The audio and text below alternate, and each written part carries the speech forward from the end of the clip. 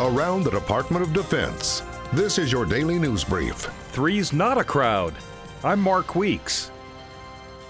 The general in charge of America's nuclear arsenal spoke to members of the Senate Armed Services Committee and said a modern nuclear triad is critical to defense. We have to make sure that we're always ready to respond to any threat. I can do that today because I have the most powerful triad in the world. He also said each leg of the triad is critical to effective nuclear deterrence. The bombers are our most recallable element. They're the most flexible element of the triad. The submarine is the most survivable element. It allows us to hide from our adversaries and make sure we can respond to any surprise attack. And the ICBM is the most ready element to respond to a quick surprise attack. And it also creates the most significant targeting problem for an adversary.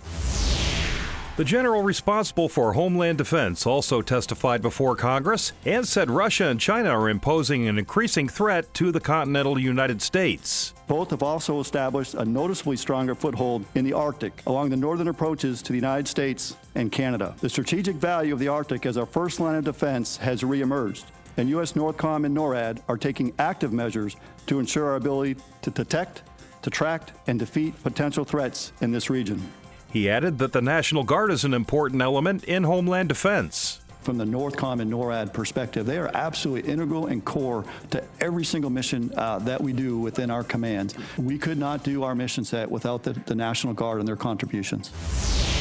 The U.S. Navy guided missile destroyer USS Donald Cook arrived in Odessa, Ukraine for a scheduled port visit as part of the U.S. Navy's continued Black Sea presence and support to regional partners. The ship's crew conducted maritime training exercises with the Turkish Navy and will also host local dignitaries and media for tours and engagements with the crew. The U.S. Navy routinely operates in the Black Sea. That's your DoD News Brief. I'm Mark Weeks. For more stories about your military, go to defense.gov and also by using #KnowYourMil.